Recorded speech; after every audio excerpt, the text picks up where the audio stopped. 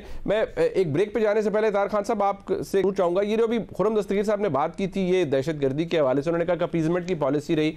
हबीब अकरम साहब ने कहा कि ये किसी एक वजीर आजम पर या किसी एक हुकूमत पे कह देना कि ये उनकी वजह से हुआ, ऐसे हुआ। इससे आप एग्री करते हैं कि वाकई हमारे मुल्क की तारीख ये है कि वज़राए आज़म इतने ज़्यादा अथॉरिटी नहीं इंजॉय करते कि उनकी सोच या उनके फैसले के मुताबिक कोई भी पॉलिसी मुरतब कर ली जाए?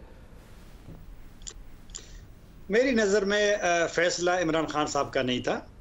फ़ैसला उस वक्त रियासती इदारों का था और इमरान खान साहब की हुकूमत के बाद भी कुछ ये सिलसिला जारी रहा, ऐसा भी नहीं है।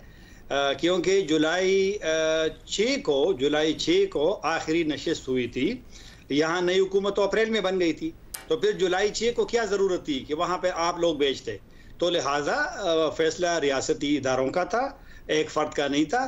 मेरे ख्याल में कुछ चीज़ें सियासत बिल्कुल हो, तनकीद बिल्कुल हो, लेकिन वही तो मैं कह रहा हूँ कि जो खराबियाँ पैदा हुई है उसमें जो सियासी तनाव है, ब्लेम गेम जो रहा है, ये भी उसमें एक फैक्टर है। तो लिहाजा हकायक को मेरे ख्याल में मद्देनजर रखना चाहिए। अब चूंकि सिक्योरिटी इदारे तो बोल नहीं रहे, वो तो बोल नहीं रहे कि मसला है क्या, कहाँ पर इशू पैदा हुआ, मुज़ाकरात में क्या होता रहा।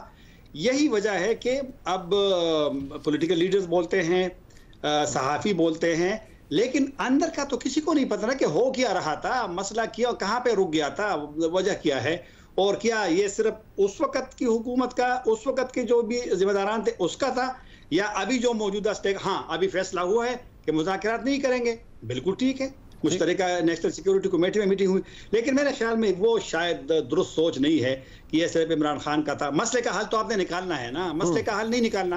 11-12 साल हम लड़ चुके हैं, ठीक है 10 साल और लड़ जाएंगे, तो मसला तो फिर नहीं है। एक दफ़ा तो आपने मुज़ाकरात पे तो जाना है ना, किसी भी स्टेज पे। ख़त्म तो आप उसको इसलिए नहीं कर सकते कि अभी तो मजबूत हो गए माजी से निस्बत, अब तो अफगानिस्तान में वो है, तो अफगानिस्तान में कैसे आप उसको टारगेट करेंगे? चलो आपने टारगेट भी किया एक जगह पे, लेकिन वो एक जगह पे तो नहीं है, वो तो कुनर से लेकर के पक्की का तक है, एक उधर है शुमाल की तरफ, मतलब मशरिक उस साइड पे है, एक दूसरी साइड पे है।